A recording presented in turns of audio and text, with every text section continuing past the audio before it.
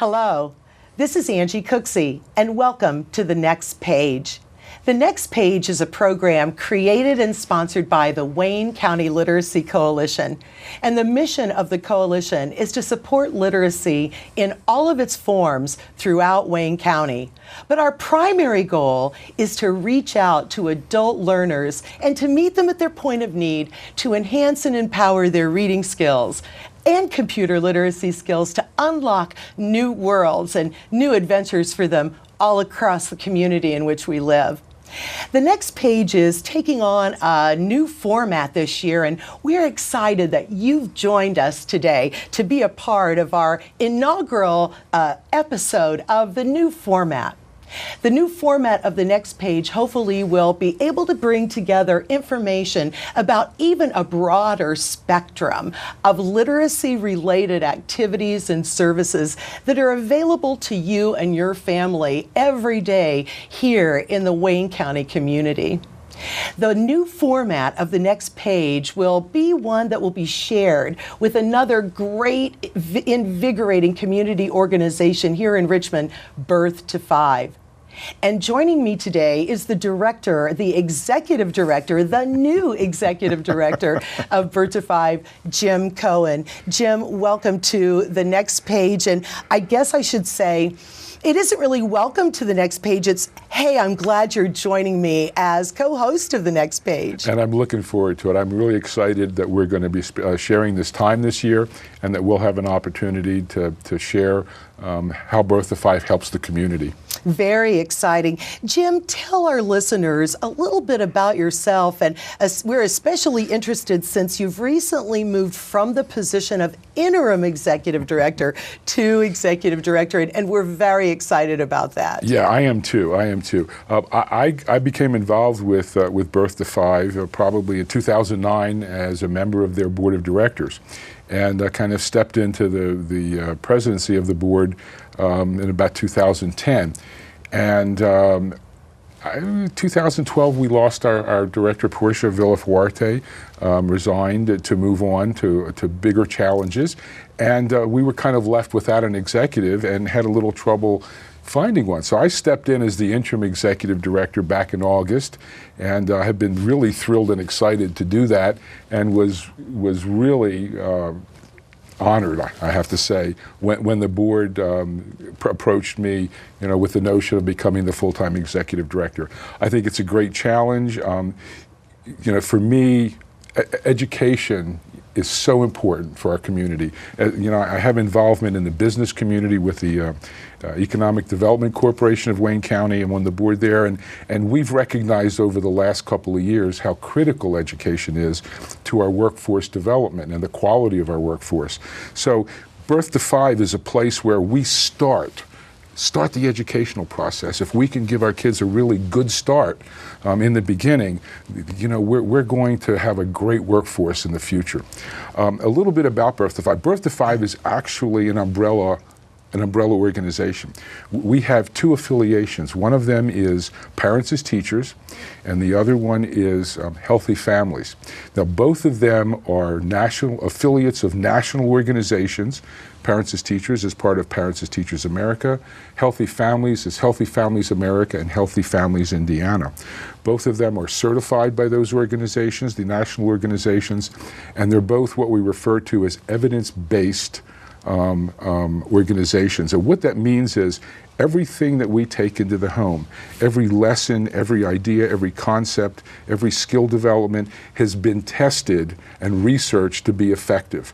So that we're not just kind of going out there with a hit and miss program of let's try this and see how it works with kids.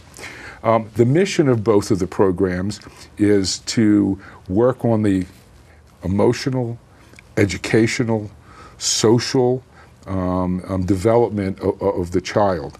And we do this by helping the parents learn to be their child's first and best and actually most important teacher. The programs are very similar in that they're home visiting programs, which means we take our program to folks' homes. They're both geared toward the individual needs of either the child or the family. The major difference between the Parents as Teachers and the Healthy Families program is that Healthy Families is looking more toward working to the best interest of the child by working with the family as a whole. Whereas parents as teachers, their focus is more on direct services and directly working with the child and helping mom and dad help the child develop and learn effectively. Part of what we do, which is very critical, is we do developmental evaluations for children. We start that at 6 months old and do them for the first couple of years every 6 months and then annually. And by being able to identify that a child might have a slight developmental delay or a little learning issue, if we can get that child into a treatment situation quickly, then chances are by the time they start school, that issue is going to be resolved or at least under control. So they'll have a great start in school and have an opportunity to learn at the best pace. This is critical to the community because probably 18% of our kids wind up in special programs, and this costs us 2 to 3 times more per child than standard education. So if we can get these things early, we're really helping. We're helping the children, but we're also helping our community and our schools. I guess that one of the the things that I really should talk about a little bit is why it's important to get children ready for school and why these issues are so critical to ongoing development. We started doing research back in the 60s and looking at and following children that went to preschool and had preschool, some kind of preschool education or home visiting, and children that didn't. Some of the things we found out were very interesting. First of all, children that did go to preschool had a 70% less chance of becoming involved in any kind of delinquent activities. They have, in their 40s, they tend to earn $2,000 more a month than their peers that did not go to preschool. They have a much higher graduation rate, a much lower dropout rate, and here's an interesting one. The kids, the people that went to preschool actually had a much lower incidence of heart-related diseases. That's interesting, but it makes sense because if you're more educated and you're getting a more skilled job, you probably have more access to health care, better diet. Jim, there is no undermining or understating at all the importance of this early childhood education. Sure. So Birth to 5 readies, sort of assesses and then readies the child and the family to launch in that educational endeavor. Right. I know that throughout the next year, you're going to be unpacking all of these services for us and introducing us to your staff and familiarizing our viewers with all of their expertise.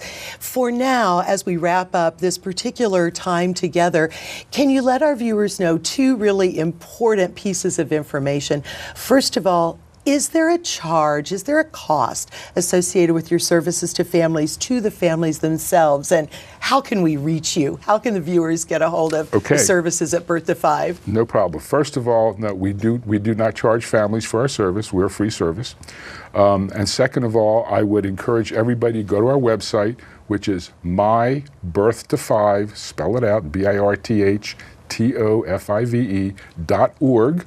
And you can take a look at our services, take a look at our schedule. The one thing that everybody in the community is welcome to take advantage of are our Book Buddies programs and our play groups. And there's a full schedule of both of those that are posted there. That's so exciting. And so no cost, we can access the information through the webpage. Yes. We'll make sure that our viewers have your telephone number too. We'll run it across the bottom of the screen. Excellent. Thank so you. they know how to reach you in that way. If they don't have immediate computer access, they could go to the local library or the nearest library if they're throughout our county. And the librarians could help them access this webpage and then relay the information to them, right? Yep, absolutely. And the one last comment I'd like to make is I'd love an opportunity if there's a community group out there, an organization would like to hear more about us. I'm more than willing to go out and spend some time with them and share what I can about Birth to 5. This is fantastic. I'm excited to have you join our program. Well, I'm excited to be here. So enthusiastic about our new format and really excited about the new folks and faces that we'll see travel through the Next Page studios in the upcoming months. Jim, thank you so much for joining us in this segment of the Next Page and for joining us in the program. Well, thank you. I'm looking forward to it.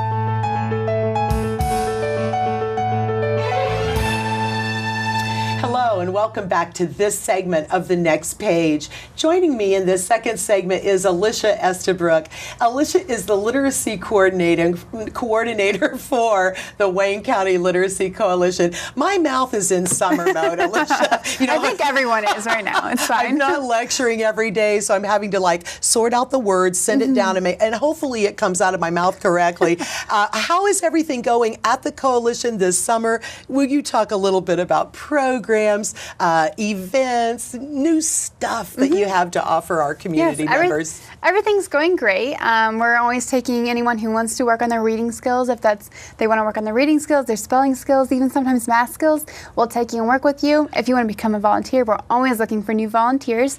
We're also planning a fundraiser in the fall sometime, so listen for that. There'll be a lot of exciting news coming up with that. But yeah, everything's just going smooth. Everyone's trying to enjoy their summer and keep learning how to read. Oh, that sounds great, and improving that reading. I know that I plucked out some great summer books to tag along this summer with me, and earlier in the year on the Next Page, we talked about good summer reading, so I'm hoping everyone's able to enjoy that, and you are the person to contact if you want to just maybe read a little faster, if you want to connect to some resources. You might even be able to help folks connect with some computer literacy resources to help their computer skills. Of course. We're always looking to help people with that, especially because it's such a necessary skill in today's world. So anytime anyone wants to learn more about that, they can always ask. We also have the tutors that they can always ask for additional resources or opinions for that too.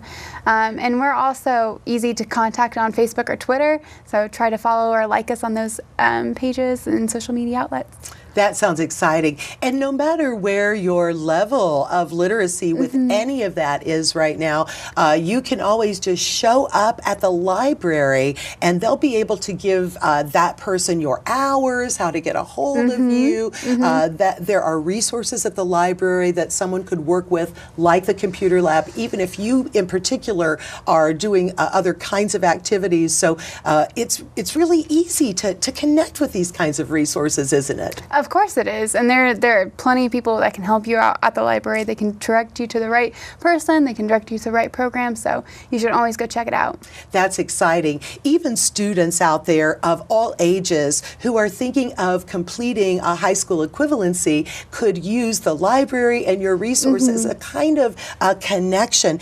Can you talk a little bit about your relationship with the adult ed programs here and connecting people with high school equivalency completion resources? Of course. We are in direct contact with the people over at Adult Ed, and we work together to help their students who have low reading skills to work to get them to higher reading skills so that they can go over to Adult Ed and finish their program so they can get a high school equivalency degree. Oh, that sounds exciting. And in the first segment of our show, Jim Cohen was talking about how education is really the key to better jobs, better health insurance, better quality of life, maybe more vacations and money to spend on fun. So reading is really the key to all of that. Is that exaggerating too much that reading makes you live a better life?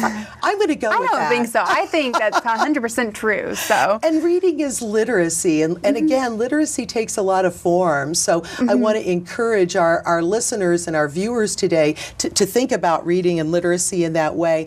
You know, Alisa, you are a regular on our program, and we love that. We love having you. And I know that you're a real lifeline to our viewers about what's going on in terms of services. And like services from birth to 5, the services that you offer through the Wayne County Literacy Coalition are there for our community members at no cost to them. Is that correct? Correct. No cost, 100% free. We always get whatever you need. If it's something that's attainable, that is, of course. But we always try to do everything we can to help you out. I love that, and that's so important for us in these tight economic times. Yes. What's wonderful about the work that you do is that you really move people down the pathway to a greater economic success in their lives, which again improves the quality of their life. We talked in the first segment also today about the new format that the next page will be taking in the upcoming year. And one of the layers to that is that in our particular portion, the Literacy Coalition's portion, we're going to be working with viewers to expand notions of what literacy is. So each week we'll be taking a look at a different form of literacy. Sometimes it will be literacy through the arts, sometimes literacy through economic understanding, sometimes literacy through the more traditional educational pathways you might think of when you think of literacy. But it's summer, and it's time for some summer fun, throwing on our flip-flops, grabbing the cooler in the family, and hitting one of the beautiful parks in the city of Richmond for either a program that's ongoing or a special event or activity. Alisa, you wear two hats in the city of Richmond. Do. And the other hat is, and I'm probably not going to get this right, Director of Community Recreational Activities. Correct me and tell the viewers what you do at the Parks Department. I am technically the Community Recreation Coordinator at the Parks Department here in town. Wonderful. So I put on all of the recreational programming that we do, and it's a lot of fun to do, a lot of planning. It's a little bit hectic in the summer. We try to throw everything we can at the community so they can enjoy a free event every single weekend at least. So we do a ton of things. I love that. In a thumbnail sketch, can you give our viewers just a peek at what's coming up in the next few weeks? Well, we're actually going to wrap up our JUCO program very soon. JUCO is going to end on July 11th. After that, we have Little JUCO. Little JUCO is for children who are 3 to 5 year old. We have that running from July 21st to August 1st. It's 2 weeks long, and it's going to be a lot of fun. Register at the Parks Department. We also have summer concerts coming up in July. We have free movies in August that we'll have in the park too, which will be a lot of fun. We have a movie every single Saturday in August. We also have coming up the Father-Daughter Walk in Glen Miller Park. So that's another thing that you can check out on the Richmond Parks and Recreation website. More information about that. We also have at the end of July we'll have the Back to School Splash Bash because school is going to start sooner than we realize. So we'll have that too. A ton of other fun things here and there and in between, and you should always check it out. We have a ton of things going on this summer. Wonderful. Running across the bottom of the screen is the number of not only the Reading Coalition, the Literacy Coalition, where we can contact you to enhance and empower our reading skills, but we'll also make sure on the screen is the number for the Parks Department because many of these programs you've mentioned absolutely involve literacy. Of course they do. So concerts, literacy through music, that'll give us a taste of what's coming up on the next page during the next year. Movies, and of course those would begin after dark, right, on Saturdays. They have to be dark enough to show. That's going to help us with arts literacy. And Little JUCO, certainly we heard from Jim Cohen the importance of the work with these preschoolers, and I bet they've got some literacy woven into all their programs. And actually we have a certain time allotted for Little JUCO that we'll do story time and we'll read them books. Beautiful. That's beautiful. The Richmond community is alive and vibrant with opportunities for us to really take advantage of the summer to grow and to learn new things. Alisa, thank you for being a part of that, and thank you for joining us today on The Next Page. Thanks for having me.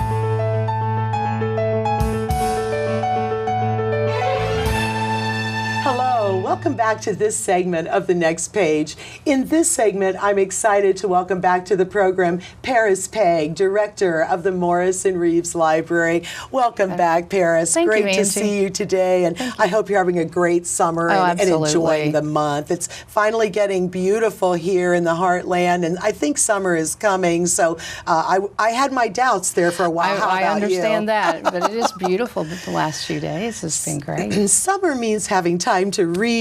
Summer means having time to learn on our reading, learn about more about reading. Summer means having time to work on those skills. And we have a fantastic resource in our community that helps us do that, and that's the Morrison Reeves Library. Will you talk to us a little bit about the programs you have going on this summer and the resources available to our viewers? I would be happy to do that. Historically, libraries have provided summer reading programs they started with children to help keep their reading skills up when they weren't in school. That's how that whole summer reading concept began.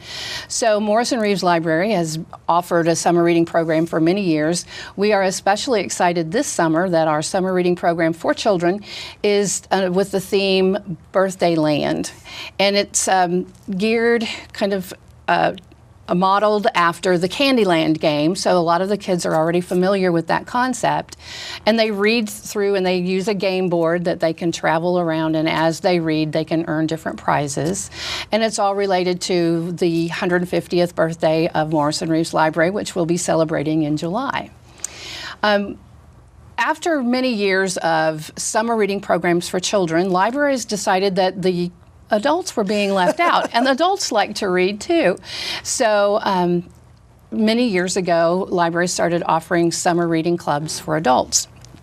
And again, Morrison Reeves joined in with that concept and offered summer reading programs for adults, and then it was winter reading programs. Well, this year, again, in honor of our 150th birthday celebration, we have what we're calling the Big Reading and Movie Challenge. It's Decades of Discovery, which is our theme for our 150th birthday. And it's a year-long reading program. So we actually started this in January of this year, and we will go through, I believe it's the December 1st is the last date to actually turn in your log. You can register online to become part of that reading program. And we've also this year included movies. So you either read 6 books or watch 12 movies. You log them in your reading log, bring all of that into the library and have it tracked by one of the library staff. And then when you complete that first 6 books or 12 movies or a combination, you can get one of these great canvas bags that has our 150 years celebration special logo that was created by our great marketing person, Jenny Lawman. And you'll see that on all of our special 150th celebration activities and promotional materials and things like that. If you want to continue reading, which we encourage everyone to do throughout the whole year, you can continue to log what you've read, books or movies, and turn that in by all of the entries that are turned in by December 1st, then will be part of a grand prize drawing at the end of the year. And I can't reveal what that grand prize will be, but it is a special reading program for the 150th birthday, but something that will get both adults and then the Children's Birthday Land program. Oh, and I want to tell you, because this is something else that we're really excited about, I almost forgot. For our kids that are participating in the Birthday Land reading program, it's also, we're partnering with Cope Environmental. So we're encouraging children to read and play outside. And you can, the participants can log their reading at the library or their playing outside. They can log in both places, either at the library or at Cope Environmental Center. And we've shared prizes and incentives so that you can go to either place and be able to redeem your logs for those prizes. So we're really excited about that partnership. That is incredible. I love the connections that you've made. I want to talk about 3 great ideas that I saw pop out of those activities you're describing. Of course, this year on the next page, we're concentrating on all the different forms of literacy. And I love that you talked about movies. Movies help literature, stories, myths, and legends come to life. Mm-hmm. And way before printed words and reading existed, there was the oral and visual tradition. Those are wonderful forms of literacy. So I love it that the library has said, you know what, we're going to give standing to movie viewing because that is learning about your world, yourself, culture, just like reading a book. That's literacy too. And one of the things that we're going to we've been looking into. Of course, there's a movie licensing issue that we have to address, but we would like to be able to offer movies and then have movie discussions similar to our book discussion groups that we have, where you have a group of people who watch the same movie and then discuss the literary features and the things that the elements of the movie. And we may also try to tie those to books that have been made into movies, so that we can do both the reading piece of it and the visual piece and tie it all together in a discussion and compare the print and the movie. I also love that you talked about play as literacy, because it totally is. As children form relationships and act those out through play, imagination is active and popping. And then last but not least, nature as text. They're playing outside, they're reading the environment. Paris, that's so exciting, and I'm gratified that the library is bringing all of that together. We were excited. No wonder. We've been here 150 years. Right. So talk a little bit about that wonderful birthday celebration and what we have to look forward to in July. Okay, great. Thank you for giving me time to do that. July 30th is the actual birthday. We have a variety of events planned. Some of them are public events that anyone can attend. Some of them are not so public. We'll be hosting a Chamber Network breakfast to start the day. Then we'll have a luncheon and style show that's by invitation only for past board members, former directors, people who are connected from the state library, things like that. But then for the public, the community gets involved later in the afternoon, and we will have all kinds of activities, including obstacle course, things for the kids, face painting, children's activities. Obviously, we'll have birthday cake that we'll serve to everyone, and we'll have some goodie bags with souvenir type things. But we're really excited about opening that up and having everyone come help us celebrate. July 30th? July 30th. At the library. We know the next page is changing. You may not be with us every week, but hopefully we'll have you back once a month. Oh, I hope so. Thank you so much for joining us today. We're excited about the next year. Thank you.